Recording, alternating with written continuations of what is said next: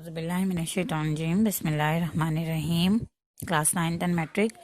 اب میں آپ کو غزل کے بارے میں بتاؤں گی کہ غزل کسے کہتے ہیں۔ تو غزل اردو شاعری کے ایک نہایت اہم اور مقبول ترین صفت ہے۔ بعض لوگوں نے اس کے معنی محبوب سے بات چیت کرنا لکھے ہیں۔ اصطلاح میں غزل ایسی نظم ہے جس میں حسن و عشق کی واردات نہایت مؤثر اور لطیف انداز میں بیان کی جائے، اور تھوڑا اسی طرح آپ جو ہے اس میں اللہ تعالیٰ کی صفت بھی بیان کر سکتے ہیں غزل میں، یعنی کہ اللہ تعالیٰ کی تعریف میں بھی بہت سارے شاعر جو ہوتے ہیں وہ اللہ تعالیٰ کی تعریف میں بھی غزل کہتے ہیں۔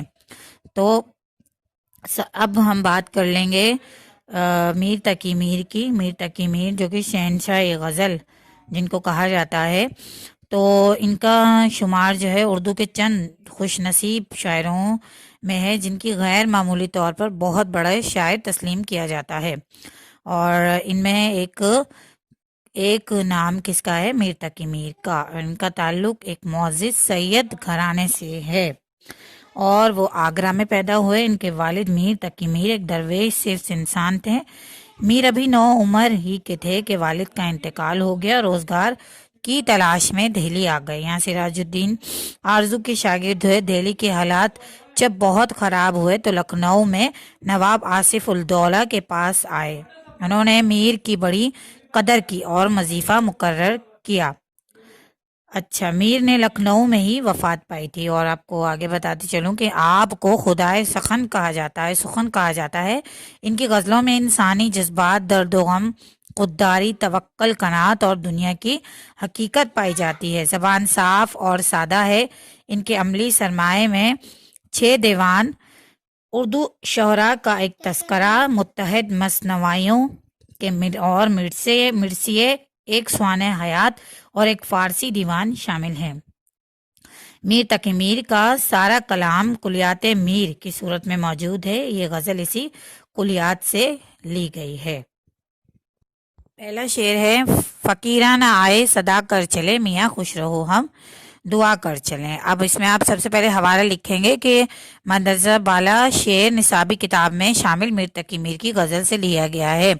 جتنے بھی اشعار کی آپ تشریح کریں گے اس میں یہی حوالہ لکھیں گے، اور حوالہ شاعر آپ اس طرح لکھیں گے کہ میر تقی میر ایوان اردو کے شہنشاہ غزل ہیں۔ وہ ہر موضوع کے اعتبار سے زبان استعمال کرنا جانتے ہیں، اسی لیے ان کی زبان اثر انگیز ہے۔ ان کی زبان میں مٹھاس بھی ہے اور ساتھ ساتھ سادگی کی آمیزش بھی۔ ان کی زبان سے ان کے دلی جذبات کا پتہ چلتا ہے۔ حسن و عشق کے علاوہ انہوں نے تصوف اور فلسفے کو بھی غزل کا پیراہن عطا کیا ہے۔ یعنی کہ سب سے پہلے آپ شعر جب آپ رائٹ کریں گے تو اس کے بعد آپ اس کا حوالہ لکھیں گے، اس کے بعد حوالہ شاعر، اور آپ تشریح کی طرف آ جاتے ہیں کہ اس شعر میں میر تقی میر کہتے ہیں کہ ہم نے اس دنیا سے کچھ نہ لیا،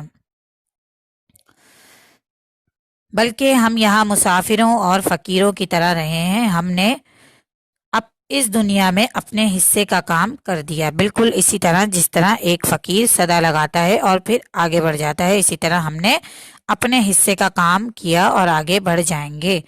دنیا نے کسی کو نہ کچھ دیا ہے اور نہ ہی کچھ دے گی۔ ہم خالی ہاتھ آئے ہیں اور خالی ہاتھ چلے جائیں گے، اور کہہ رہے ہیں کہ اب ہمارے جانے کا وقت قریب ہے، یہ دنیا تمہیں مبارک ہو۔ ہم تمہیں دعا دیے کر جا رہے ہیں کہ شاید تمہیں یہ بات یاد رہے جائے کہ دنیا 4 دن کا کھیل ہے، یہاں سے ہم کچھ ساتھ لے کر نہیں جائیں گے۔ شعر نمبر 2 ہے: جو تجھ بن نہ جینے کو کہتے تھے ہم، سو اس عہد کو اب وفا کر چلے۔ اس میں اسی طرح آپ حوالہ، جیسے میں نے آپ کو شعر نمبر 1 کا بتایا ہے حوالہ، اور پھر آپ حوالہ شاعر لکھیں گے۔ میں یہاں پہ تشریح بتا رہی ہوں آپ کو کہ میر تقی میر کہتے ہیں کہ ہم اپنے محبوب سے کہتے ہیں کہ تم بن جی نہ سکیں گے، ہم تمہارے بغیر زندہ نہیں رہ سکتے، تمہارے بغیر مر جائیں گے، اب ہماری موت کا وقت آ گیا ہے۔ ہم نے تمہارے بغیر نہ جینے کا وعدہ کیا تھا، وقت آ گیا ہے کہ ہم اس وعدے کو پورا کریں، اب دنیا تمہیں مبارک ہو، ہم تو اپنے خالق حقیقی کی طرف چلے جا رہے ہیں۔ شعر نمبر 3 ہے، وہ بھی آپ اسی طرح حوالہ اور حوالہ شاعر کے ساتھ لکھیں گے اس کی تشریح، اور یہ کچھ شعر ہے کہ دکھائی دیے یوں کہ بے خود کیا، ہمیں آپ سے ہی آپ سے بھی جدا کر چلے۔ اس شعر میں میر تقی میر کہتے ہیں کہ جب مجھے میرا محبوب نظر آ جاتا ہے تو میں بے خود ہو جاتا ہوں، اپنے آپ میں نہیں رہتا، مجھے اپنی خبر نہیں رہتی، میری ذات فنا ہو جاتی ہے اور میں یوں ہی یوں ہی ہو جاتا ہوں، یعنی کہ جب تم نظر آتے ہو تو میں ختم ہو جاتا ہوں، تم ہی رہ جاتے ہو، جیسے کہ تم میری ذات سے جدا کر دیتے ہو، مجھے میری ہی ذات سے الگ کر دیتے ہو۔ یعنی کہ اس میں کہہ رہے ہیں، یعنی کہ اس میں وہ عشق حقیقی سے کہتے ہیں کہ جب خدا نظر نہیں آتا لیکن اس کے جلوے، اس کی تخلیق کردہ ہر چیز میں نمایاں ہے، ہر ایک چیز میں نمایاں ہے، اور اگر ہم ان چیزوں کی تحقیق پر غور کریں تو رب العزت کی قیانیت کے قائل ہو جاتے ہیں، اور جب ہم سوچتے ہیں کہ ہم کیا ہیں تو ہمیں اپنی بے بسی اور بے حقیقت ہونے کا اعتراف کرنا پڑتا ہے، ہم اپنی ذات سے الگ ہو جاتے ہیں تو ہم پھر بھی خود میں نہیں رہتے، اور ہماری سوچوں اور خیالوں میں وہی رہتا ہے، یعنی کہ سوچوں اور خیالوں میں صرف اللہ تعالیٰ ہی رہتا ہے۔ شعر نمبر 4 ہے کہ جبھی سجدہ کرتی گئی حق کے بندگی ہم ادا کر چلے۔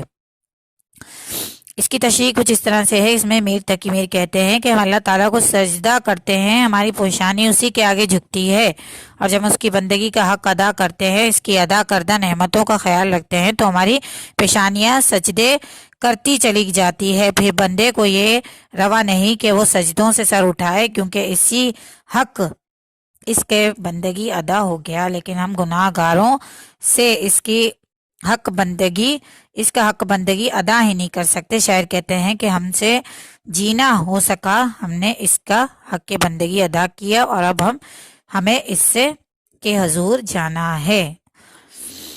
شعر نمبر 5 ہے، کہیں کیا جو پوچھے کوئی ہم سے میر، کہے کیا جو کوئی پوچھے ہم سے میر، جہاں میں تم آئے تھے کیا کر چلے۔ تشریح کچھ یوں ہے کہ انسان کی تخلیق کا مقصد اللہ تعالیٰ کی اطاعت و فرما برداری ہے، اس کے احکام پر سر تسلیم خم کرنا، اس کی عنایت کی ہوئی ان گنت نعمتوں کا شکر ادا کرنا چاہیے، لیکن انسان نے اپنے مقصد تخلیق کو فراموش کر کے نافرمانی کی زندگی گزارنا شروع کر دی ہے۔ اللہ تعالیٰ نے جن کاموں کو کرنے کا حکم دیا ہے ان کو چھوڑ دیا، یعنی کہ جن کاموں کو اللہ تعالیٰ نے کہا کہ نماز پڑھیں، میری اطاعت کریں، میرا نام لے، اذان کا جواب دیں، یہ سارے کام چھوڑ دیے ہیں، اور جن کاموں کے نہ ہونے کا حکم دیا تھا ان پر پیرا ہونا اپنے نصیب کا، اپنی زندگی کا نصب العین ہم نے بنا لیا ہے۔ اگر ہم سے پوچھتے ہیں کہ جہاں میں آ کر تم نے کیا کیا تو ہم کیا جواب دیں گے؟ شاعر کہتا ہے کہ افسوس، انسان کس لیے آیا تھا اور کیا کر کے جا رہا ہے۔ تو یہاں پہ پورے اشعار کی تشریح ختم ہوتی ہے۔ اگر آپ کو اس میں کوئی پریشانی ہے، کچھ پوچھنا ہے تو آپ مجھ سے پوچھ سکتے ہیں۔ تو آپ چینل کو لائک اور سبسکرائب ضرور کر دیا کریں، اور تاکہ آپ کو آنے والی ویڈیوز آپ کے پاس پہنچ جائیں۔ ٹھیک ہے، تھینک یو، اللہ حافظ۔